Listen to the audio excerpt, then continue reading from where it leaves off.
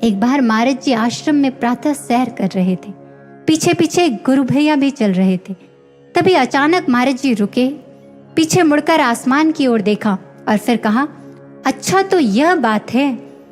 और इसके बाद महाराज जी तेज कदमों से बढ़ते हुए उस स्थान पर जहां पहुंचे जहां चिड़िया अर्थात पक्षियों को रखा जाता है।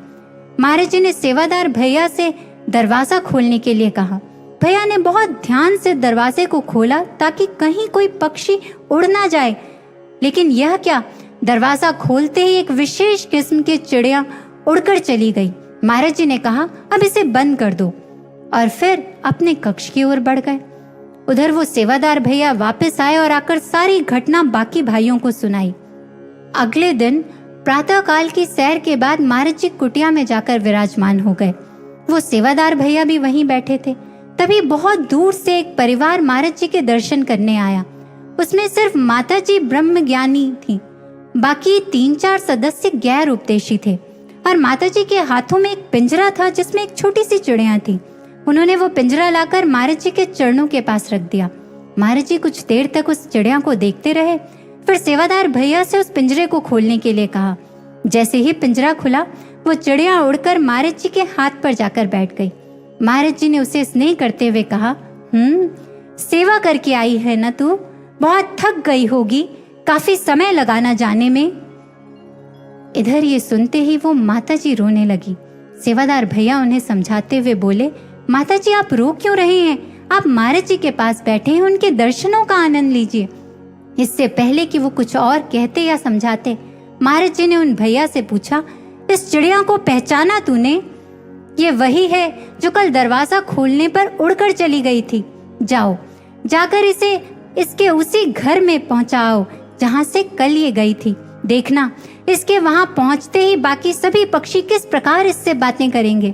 उन भैया ने महाराज जी के इस आदेश का पालन किया और फिर वापस कुटिया में लौटकर बताया कि उस चिड़िया के वहां पहुंचते ही सारे पक्षी उसके पास एकत्रित हो गए और उससे ढेरों बातें करने लगे। अंतर्यामी गुरु महाराज जी ने कहा, वे सब उससे पूछ रहे थे कि वो क्या सेवा करके आई है। इधर माता जी, उनकी आंखों में फिर से अश्रु उमड़ आए। उन्होंने रोते हुए एक दिन पहले की घटना और अपने जीवन के बारे में बताना शुरू किया। वे कहने लगी, महाराज जी, मैं काफी लंबे समय से बीमार थी, बहुत से डॉक्टर्स को दिखाया लेकिन कहीं कुछ नहीं हुआ, और अब तो ऐसा हो गया था कि मेरे पूरे शरीर में असहनीय दर्द रहने लगा था। कल सुबह अपने इस दर्द और जीवन से परेशान निराश होकर मैंने आखिरकार आपके चरणों में प्रार्थना की, महाराज जी मुझसे ये दर्द बस अब और नहीं सहा जाता, दूर दूर तक कहीं कोई इलाज भी नजर नहीं आ रहा है। इससे तो अच्छा है महाराज जी कि आप मेरा जीवन ही समाप्त कर दीजिए। उधर गुरु भैया ने जब ये बात सुनी तो उन सेवादार भैया ने मन ही मन सोचा, शायद इसी प्रार्थना को सुनकर कल महाराज जी ने कहा होगा, अच्छा तो यह बात है, और फिर उस चिड़िया को इन माता जी के पास भेज दिया होगा। इधर माता जी आगे बताने लगे, मैंने ये प्रार्थना की, उसके कुछ देर बाद हमारे पूरे घर में खुशबू फैल गई। हम सब हैरान थे कि ये खुशबू आखिर आ कहां से रही है। ढूंढने पर पता चला कि ये खुशबू इस चिड़िया के पंखों से आ रही है जो हमारे ही घर के गमले में बैठी हुई थी। बच्चे उसे दिखाने के लिए उठाकर मेरे पास ले आए, और जैसे ही मैंने इस चिड़िया को अपने हाथों में लिया, मेरा सारा रोग न जाने कहां गायब हो गया।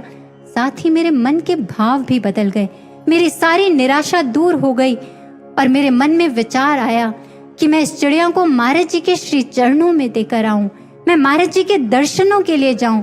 मैंने उसी समय सारी व्यवस्था को करना आरंभ कर दिया, और अब इतना लंबा सफर तय कर महाराज जी के चरणों के पास आकर बैठी हूँ।